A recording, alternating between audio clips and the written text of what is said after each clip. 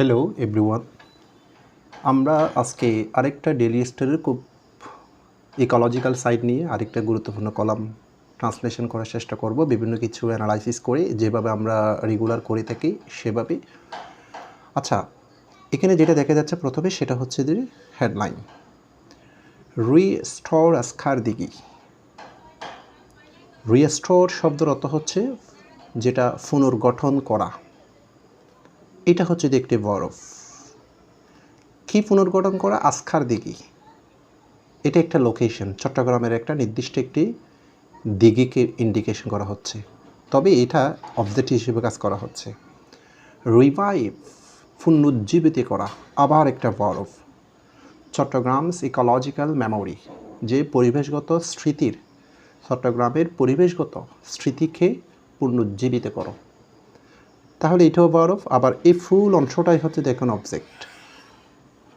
আগে কিন্তু অবজেক্ট ছিল শুধু অনলি মাত্র একটা নির্দিষ্ট নাউন, তখন এটাকে বলা হয়েছে নাউন।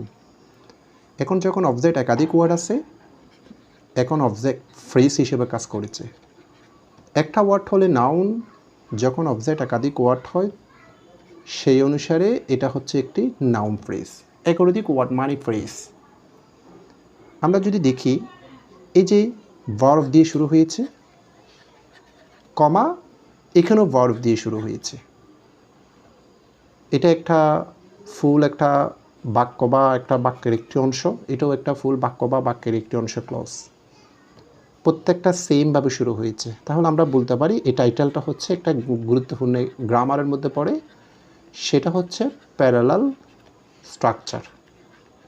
Parallel structure. আরেকটা বিষয় যদি বলি, এই সেন্টেন্সটা হচ্ছে একটা অর্থ অনুসারে ইম্পারেটিভ সেন্টেন্স। অর্থ অনুসারে সেন্টেন্স 5 প্রকার: অ্যাসার্টিভ, ইন্টারোগেটিভ, ইম্পারেটিভ, এরপরে হচ্ছে দ্য অবস্ট্রেটিভ, সংক্ষেপে লিখতেছি আমি, এরপরে হচ্ছে দ্য এক্সক্লামেটরি। তার মধ্যে যখন কোনো একটি সেন্টেন্স সরাসরি ভার্ব দিয়ে শুরু হয়, সেটা যদি মেইন ভার্ব হয়, অবশ্য বুঝে নিতে হবে এটা হচ্ছে যে একটা ইম্পারেটিভ সেন্টেন্স। এটা হচ্ছে দ্য ইম্পারেটিভ সেন্টেন্স।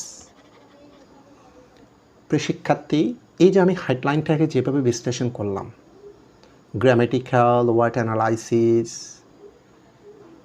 যত ধরনের বিষয় আছে, এবং এখান থেকে একটা সেন্টেন্স কীভাবে বিল্ড আপ করা হয়েছে, কীভাবে ট্রান্সলেশন করা হয়েছে, এখানে ফ্রি হ্যান্ড রাইটিং এটাকে কীভাবে আমরা ইমপ্রুভ করতে পারি, সব কিছু বিষয় আমি এভাবে প্রত্যেকটা লাইন অ্যানালাইসিস করার চেষ্টা করব, যাতে এমনভাবে আমরা অ্যানালাইসিস করবো এখান থেকে একটা কনসেপ্ট পাবেন বিসিএস সহ ব্যাংকের জন্য আপনি কীভাবে নিজভাবে অ্যানালাইসিস করা প্রয়োজন আপনার অ্যাডভান্স লেভেলের ইংলিশ শিখতে। আচ্ছা, আমরা একটু ভিতরে ঢুকবো, ভিতরে কী আছে একটু দেখব, এভাবেই অনুরূপভাবে আমরা অ্যানালাইসিস করব। প্রথম প্যারাটা একটু দেখি। আ ফিউ উইক এগো, কিছু সপ্তাহ আগে। আই সেট আউট, আমি যাত্রা শুরু করেছিলাম। এটা একটা গ্রুপ ভার্ব। যেমন গ্রুপ ভার্ব সেটের পরে যখন আমরা অফ দিব, সেট আপ মানে হচ্ছে যে এস্টাবলিশ করা, স্থাপন করা। যখন সেটের পরে যখন ডাউন দিব, তখন সেট ডাউন মানে লেখা। নির্দিষ্ট ভার্বের পরে প্রিপোজিশনের ভিন্নতার কারণে অর্থটা চেঞ্জ হয়ে যায়, এগুলোকে বলা হয় ফ্রেজাল ভার্ব বা ভার্বাল ফ্রেজ, যেগুলো ইডিওমিক এক্সপ্রেশন প্রকাশ করে। আমি যাত্রা শুরু করেছিলাম, ভার্ব সাবজেক্ট। এই যে সাবজেক্টের আগে যে অংশটা আছে সেটা কি সময়, কখন, কয়েক সপ্তাহ আগে, হয়েন দ্বারা প্রশ্ন করলে পাচ্ছি। এটা হচ্ছে যে বাক্যের অ্যাডভার্বিয়াল ফ্রেজ। সময় বুঝালে সেটা হচ্ছে যে অ্যাডভার্বিয়াল ফ্রেজ। এখন এখানে একটা প্রশ্ন হতে পারে, একটা সেন্টেন্স শুরু করে ফ্রি হ্যান্ড রাইটিংয়ের একটা গুরুত্বপূর্ণ স্কিল, আমরা বাক্যকে সর্বদা সচরাচর সাবজেক্ট দিয়ে শুরু করি, কিন্তু সাবজেক্টের আগেও আমরা এক্সট্রা একটা ফ্রেজ দিতে পারি। অনেক কিছু দিয়ে অনেকভাবে বাক্য শুরু হয়। আগের ভিডিওতে আমি বিস্তারিত এগুলো আলোচনা করেছি। আগের নিউজ পেপার অ্যানালাইসিসটা একটু আপনারা দেখে নিতে পারেন। অর্থাৎ একটা বাক্য সবসময় একইভাবে শুরু করব না।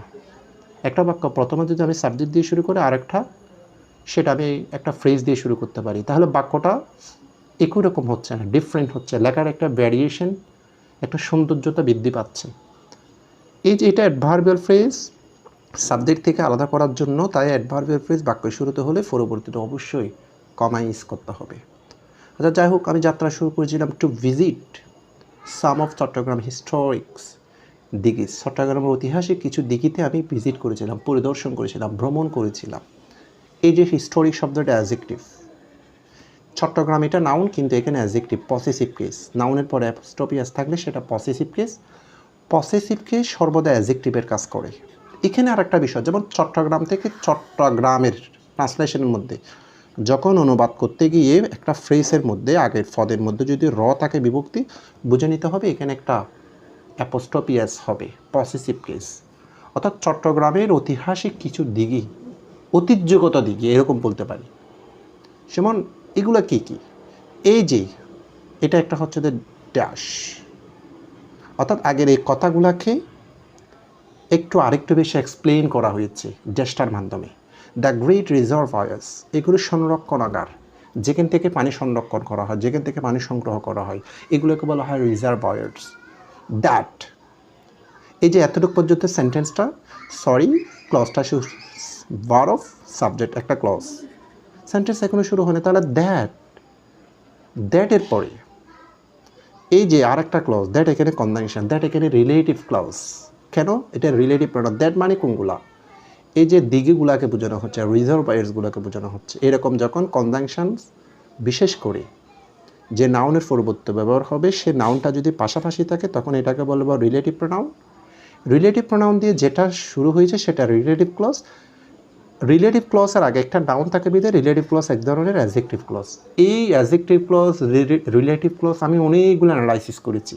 এটা ফ্রি হ্যান্ড রাইটিংয়ের জন্য রিলেটিভ ক্লজ বা অ্যাডজেক্টিভ ক্লজ খুব গুরুত্বপূর্ণ। এটাকে ক্লজ থেকে ফ্রেজে করার জন্য রিডিউস ফ্রেজ এভাবে করা যায়, যেটাকে রিডিউস ক্লজ বলা হয়। আচ্ছা যাই হোক, যেগুলি গঠন হয়েছে দ্য আরবান ইমাজিনেশন, যে শহরের যে কল্পনা, অফ জেনারেশনস, যে বংশগত, of residents in the fort city, অর্থাৎ এই যে বন্দর শহরের যে বাসিন্দাদের যে একটা প্রজন্মের একটা কল্পনা, শহরের যে একটা কল্পনা, শহরের যে একটা কাঠামো, আজকে এটার অবদান হচ্ছে যে এই দিঘিগুলাই হচ্ছে। অর্থাৎ এই দিঘিগুলোর কারণেই হচ্ছে যে একসময় দিঘিগুলোর উপর পানি সংগ্রহ, বিশুদ্ধ পানি সব কিছুর উপর হচ্ছে যে বাসিন্দাদের জন্য যা যা প্রয়োজন অবকাঠামো, সেই দিঘিগুলো হচ্ছে যে মানুষগুলোকে দিয়েছে। ফলে এখানে মানুষ জমায়েত হয়েছে, এই জন্য দিঘিগুলোর অবদান হচ্ছে। যেমন বুড়িগঙ্গা নদীর অবদান হচ্ছে যে ঢাকা সিটি, এরকম। আচ্ছা, এখন এটা হচ্ছে যে সাবঅর্ডিনেট ক্লজ, এটা হচ্ছে যে প্রিন্সিপাল ক্লজ। তাহলে এটা আমরা বলতে পারি এটা হচ্ছে যে একটা কমপ্লেক্স সেন্টেন্স। এখান থেকে সেন্টেন্সের ভেরিয়েশনটা দেখেন, একটা সেন্টেন্স কীভাবে গঠন করেছি, কমপ্লেক্স সেন্টেন্স, একটা প্রিন্সিপাল একটা সাবঅর্ডিনেট ক্লজ দিয়ে একটা সেন্টেন্স কীভাবে শুরু করেছি। সাবজেক্টের বাইরে আমি একটা অ্যাডভার্বিয়াল ফ্রেজ দিয়ে একটা সাবজেক্ট শুরু করতে পারি।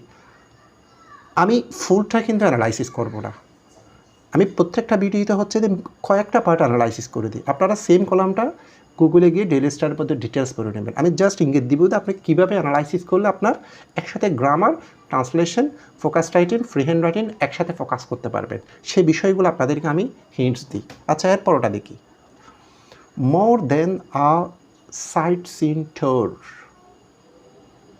দ্য এক্সকারশনস, এক্সকারশন মানে স্টাডি ট্যুর, যে আমার সফর, ভ্রমণ, এটা ভিজিটের সিনোনিম বলতে পারি, স্টাডি ট্যুর বলতে পারি। বিকেম মেইন ভার্ব, যেটা প্রেজেন্ট থেকে ফার্স্ট টেন্স, পাস্ট ইনডিফিনিট, তাহলে এটাই হচ্ছে যে সাবজেক্ট। আবার সাবজেক্টের আগে এখানে যেটা হয়েছে সেটা হচ্ছে যে একটা অ্যাডভার্বিয়াল ফ্রেজ, যে আমার যে এই দৃশ্য ট্যুরটা, এটা মানে স্বাভাবিক চেয়ে কিন্তু আরও অনেক কিছু এরকম কিছু ইন্ডিকেশন করা হচ্ছে। এই সফরটা বিকেম এ ম্যাটাফরিক্যাল, এটা একটা রূপক, ম্যাটাফোর থেকে ম্যাটাফরিক্যাল অ্যাডজেক্টিভ। অ্যান্ড ইনভেস্টিগেট থেকে ভার্ব থেকে অ্যাডজেক্টিভ কেন করা হয়েছে, পরবর্তীতে নাউন আছে, আর একটা প্যারালাল স্ট্রাকচার, এন্ডের আগেও অ্যাডজেক্টিভ, এন্ডের পরেও অ্যাডজেক্টিভ। তাহলে এটা ম্যাটাফোর থেকে কেন ম্যাটাফরিক্যাল, ইনভেস্টিগেট থেকে ইনভেস্টিক্যাল, এই যে interchange of parts of speech বুঝে নিতে হবে। আমি এই শব্দগুলো ইউজ করতেছি নাউনের আগে, তখন আমি নাউন ফর্ম ইউজ করতে পারবো না, নাউনের আগে নাউন, অ্যাডজেক্টিভ, তাই অ্যাডজেক্টিভে কনভার্ট করতে হয়েছে। অর্থাৎ এটা একটা রূপক এবং যেটা অনুসন্ধানমূলক একটা জার্নি, ব্যাক, যেটা আমাকে ফ্ল্যাশব্যাক, পূর্বের কথা মনে করিয়ে দেয়। To the city of my childhood, এটা হচ্ছে যে আমার একটা শৈশবকালের একটা সিটি, যে সিটিটা হচ্ছে আমার পূর্বের অনেক কিছু রূপক, বিভিন্ন চিহ্ন, বিভিন্ন ঐতিহ্য, বিভিন্ন অনুসন্ধান যেগুলো আমি আগে দেখেছি সেগুলো আমাকে মনে করিয়ে দেয়। অর্থাৎ সেগুলো দৃশ্যমান কিন্তু এখন নাই, এই জন্য রাইটার বলতে চাচ্ছে এ ট্যুর থাকে, যেটা স্বাভাবিকের চাইতে স্বাভাবিক দৃশ্যের সাথে আরও অনেক কিছু,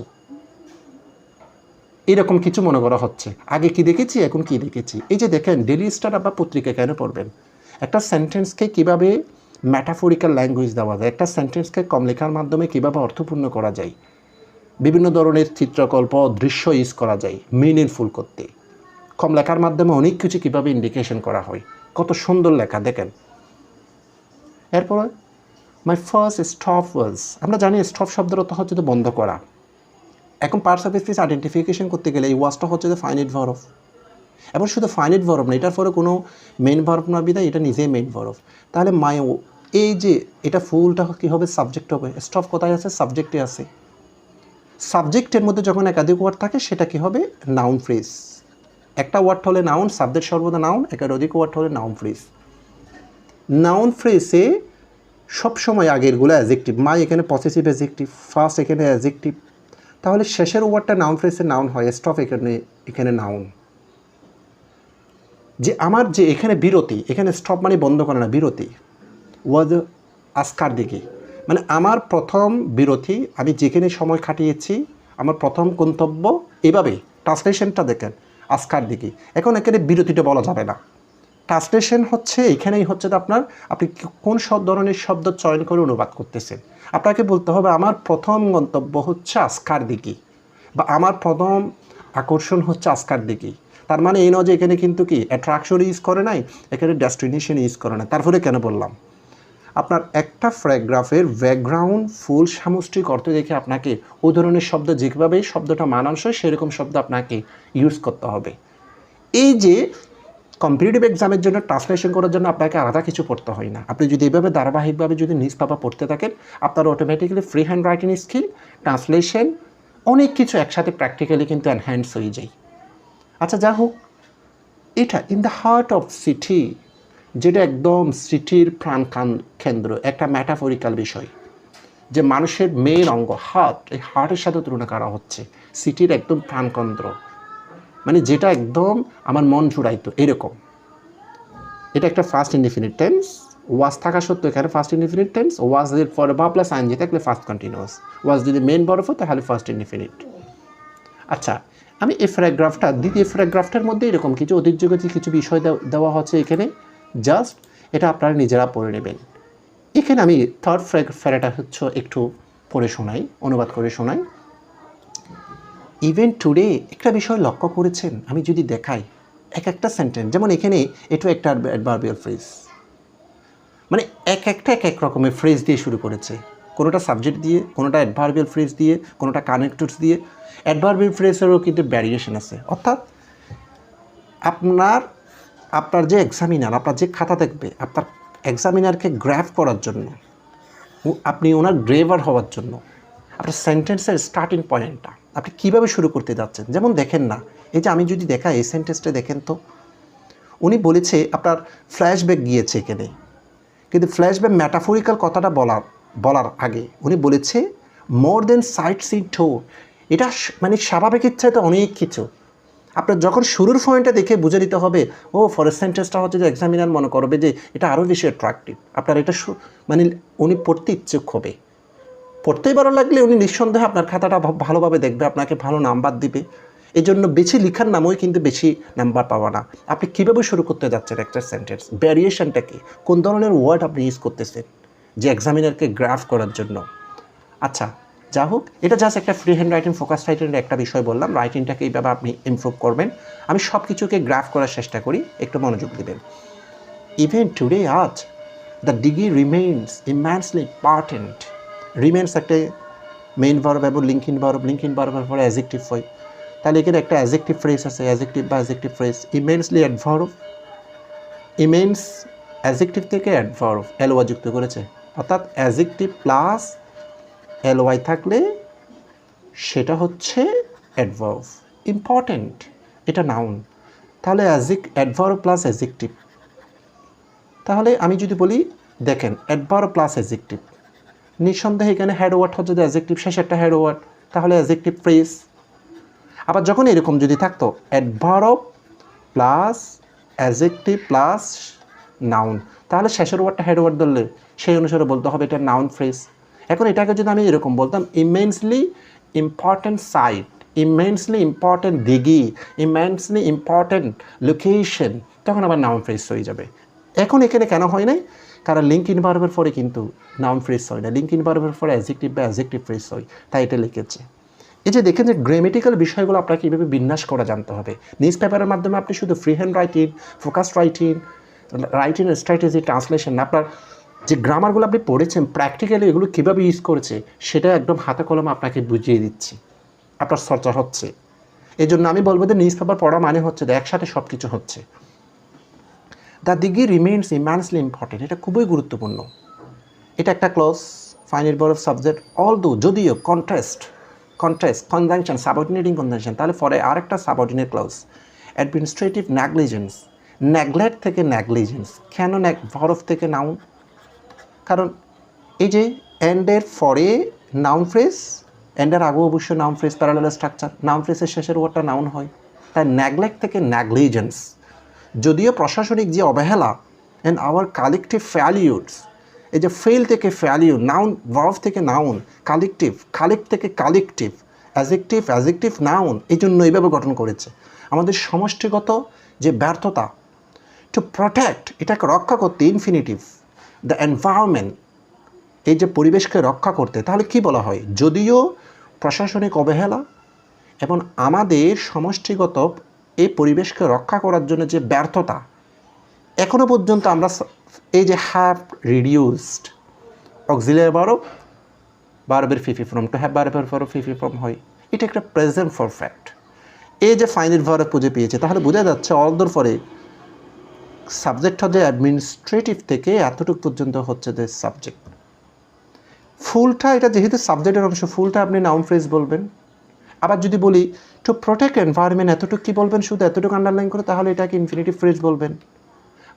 ফুলটা বললে নাউন ফ্রেজ বলতে হবে। এখানে অনেকগুলো তথ্যকে রাইটার চাইলে কিন্তু সাপোজ এটাকে একটা ক্লোজ করতে পারতো, আওয়ার কালেকটিভ ফেল, মানে our collective trying is fail, এটা একটা সেন্টেন্স করতে পারতো। To protect, they protect, but they don't protect the environment, they can't protect the, অর্থাৎ অনেকগুলো সেন্টেন্স তৈরি করতে পারতো। এখন রাইটার এটা কেন করে নাই? আপনার লেখার লেন্থটা কমিয়ে সবগুলো সেন্টেন্সকে কম্বাইন করে আপনি ফ্রেজে রূপান্তর করেন, গুচ্ছবদ্ধ করেন। অর্থাৎ ফ্রেজ মানে কি?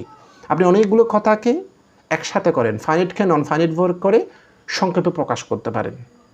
এটা একটা সিস্টেম যেটা রিডিউস হয়েছে মেনি অফ ইটস ফাংশনস, এটার অনেকগুলো যে কার্যবলী এগুলো হচ্ছে দেখি হ্রাস পেয়ে গিয়েছে to little more than rhetoric on paper. অসাধারণ একটা কথা, এটা একটা ম্যাটাফরিক্যাল, এটা একটা, যদি আমি বলি হাইফারবোল, মানে কথাটাকে উনি ব্যঙ্গ করেছে। এটা একটা বলতে পারি আমি, এটা একটা হচ্ছে যে হিউমার বলতে পারি, অনেকভাবে বলতে পারি। এটা একটা বলতে পারি, এটা হচ্ছে দ্য আইরনি, মানে কথাটা উনি সাহিত্যিক বলেছে। র্যাথরিক অন পেপার মানে কি? অর্থাৎ কথার ঝুলি। এই যে কাগজে কলমে একরকম, কিন্তু কাগজে কলমের চাইতে কিন্তু এখানে অনেক, মানে সরকার কাগজে কলমে বা কর্তৃপক্ষ কাগজে কলমে একরকম বলে, কিন্তু বাস্তবে কিন্তু কথার জুড়ি কিন্তু এখানে বাস্তবে দেখা যায় না, সেটা অন্য কিছু। তার মানে কথাগুলোকে আমরা বলতে পারি অ্যান্টিথিসিস, বিপরীত বা আইরনি। যা বলতেছি সত্যই বলতেছি, কিন্তু বিপরীত অর্থ প্রকাশ করা হচ্ছে। তাহলে কথাটাকে ফুলটাকে যদি আমি ট্রান্সলেশন করি কীভাবে হয়? ইভেন টুডে, এই দিঘিটা হচ্ছে যে খুবই গুরুত্বপূর্ণ। তাহলে কথাটা গুরুত্বপূর্ণ হলে এটাকে রক্ষা হয়েছে, রক্ষা হয়নি, এই জন্য কন্ট্রাস্ট, বিপরীত, অল দ্য মেনাসি। যদিও সরকারের যে অবহেলা এবং সমষ্টিগত যে ব্যর্থতা, এটাকে রক্ষা করার জন্য, যার কারণে এটার যে ফাংশন অনেক বেশি, এটার কার্যকরী, এটার যে অবদান রাখত বাসিন্দাদের জন্য, সেটা অনেক বেশি হ্রাস পেয়েছে। যেটাকে রাইটার বলেছে কথার জুলির চাইতে কম, কথা একরকম, বাস্তবে কিন্তু অন্যরকম। এর ফটোগুলোকে আমি খুব দ্রুত একটু ট্রান্সলেশন করার চেষ্টা করব। আজকার দিকে serve as a retention basin for access rain water during the monsoon. এটা কী কী কাজ করে, ফাংশনগুলো কী কী? রিটেনশন মানে ধরে রাখা, এখানে অ্যাজ কিন্তু কনজাংশন না, অ্যাজের পরে ফ্রেজ আছে বিদায়, অ্যাজ কিন্তু প্রেপোজিশন। আজকার দিকে কী সেভাবে করে? বেসিন মানে হচ্ছে যে বিশাল একটা আবদ্ধ ক্ষেত্র, পুকুরের মতো, বেসিন, ভুলের মতো, পেয়ালার মতো, এটা একটা মানে ম্যাটাফরিক্যাল অর্থ। মানে এটাকে একটা বলের সাথে, এটা বিশাল একটা মানে জলাশয়ের সাথে তুলনা করা হচ্ছে। ফর এক্সেস রেইন ওয়াটার, যে অতিরিক্ত যে বৃষ্টির পানি হয় সেটাকে ধরে রাখতে সহায়তা করে, যার কারণে বন্যা থেকে কিন্তু শহরের অঞ্চলের মানুষগুলোকে মুক্ত রাখে। এটাই বোঝানো হচ্ছে, এটা একটা অবদান। ডিউরিং মনসুন, কখন? বর্ষাকালে। আর কি কাজ করে? হেল্পিং, সাহায্য করে টু মিটিগেট মানে কমাইতে, প্রশমিত করতে আরবান ফ্লাডিং, যার কারণে এইভাবে হচ্ছে দেখি হাও, এই যে এই অংশটা হচ্ছে আমি বলতে পারি এটা যদিও পার্টিসিপল, কিন্তু এটা অ্যাডভার্বিয়াল ফ্রেজের মতো কাজ করে। কিভাবে সাহায্য করে? এই যে help in the mitigate urban flooding, যে আরবান ফ্লাডিংটাকেও কী করে, এটা আবার আমি পার্টিসিপল ফ্রেজেও বলতে পারি যে আরবান ফ্লাডিংটাকে কিন্তু প্রশমিত করে এইভাবে। And important ground water research zone, যে গ্রাউন্ড ওয়াটার সেটাকে কিন্তু রিসার্চ জোন হিসেবে কিন্তু কাজ করে, শোষণ হিসেবে কাজ করে। এরপর আরও কী কাজ করে? আর ন্যাচারাল হ্যাবিটেট ফর ফিশ, যেটা একটা আবাসস্থল প্রাকৃতিক মাছের জন্য, পাখির জন্য।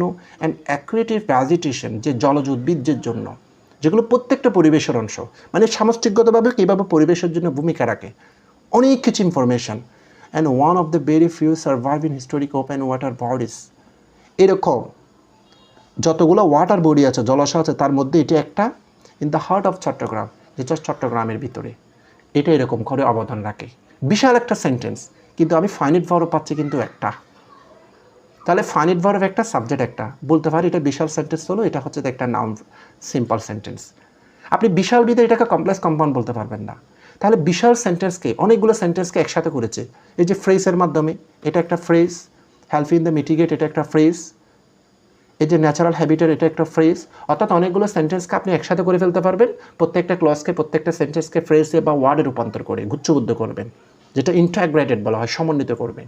স্যাডলি, এখন দেখুন আবার এই যে দেখেন এটা একটা কানেক্টরস, তাহলে আগের কথাটাকে কিন্তু কি পজিটিভলি বলেছে, কিন্তু রাইটার কিন্তু সেটার জন্য এখন আফসোস করতেছে। তাহলে আগের এই সেন্টেন্সকে এই সেন্টেন্সের সাথে ট্রানজিশন করার জন্য এটা একটা কানেক্টরস ইউজ করেছে, অ্যাডভার্বিয়াল কানেক্টরস।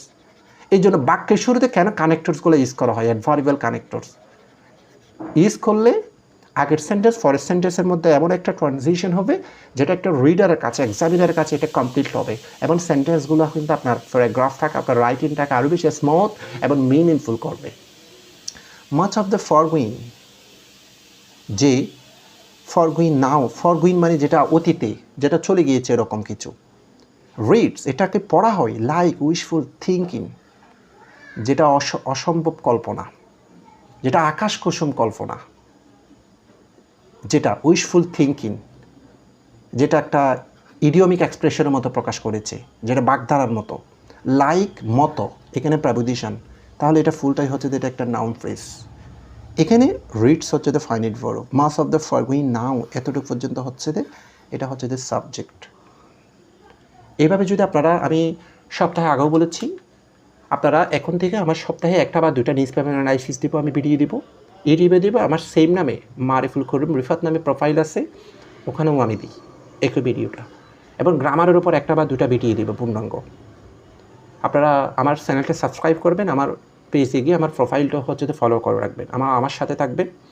আমার সাথে যদি দেখেন, আমি হচ্ছে একদম শর্টকাট কোনো পদ্ধতি না, আপনি প্র্যাকটিক্যালি বিসিএস ব্যাংকের প্রস্তুতির জন্য গদগদা কোনো বই থেকে না, আপনি প্র্যাকটিক্যাল লার্নিং, যেটা কন্টিনিউয়াস লার্নিং, যেটা আপনাকে আমি এমনভাবে প্রত্যেকটা কিছু অ্যানালাইসিস করবো, গ্রামার বলি, রাইটিং বলি, যে আপনি নিজ থেকে কীভাবে কোনো কিছু বানিয়ে লিখবেন পরীক্ষায়। আপনি দেখেন রিসেন্ট পরীক্ষার মধ্যে, যত ধরনের পরীক্ষায়, প্রত্যেকটা পরীক্ষার মধ্যে হচ্ছে রিসেন্ট টপিকের উপরে, আপনি গদগদা কোনো টপিক মুখস্থ করে লিখে আসতে পারবেন না, যেটা আপনার কম্প্রিহেন্সিভ ক্রিয়েটিভ বিষয়গুলা এখান থেকে আপনি আমার ক্লাস থেকে শিখতে পারবেন। এতটুকু আমি মোটামুটি কনফিডেন্স দিতে পারি। আমার নিউজ পেপার অ্যানালাইসিসের উপর আপনাদেরকে আগেও বলেছি, এখানে নাম্বার দেওয়া আছে স্ক্রিনে, আমার কোর্স আছে, কোর্স চলতেছে, আমি আরেকটা কোর্স হচ্ছে সামনে শুরু করতে যাচ্ছি। আপনারা কিন্তু হোয়াটসঅ্যাপে যোগাযোগ করে আমার কোর্সে ভর্তি হয়ে যেতে পারেন। ধন্যবাদ, সবাই ভালো থাকবেন। ইনশাআল্লাহ নেক্সট আরেকটা ভিডিওতে আপনাদের দেখা হবে।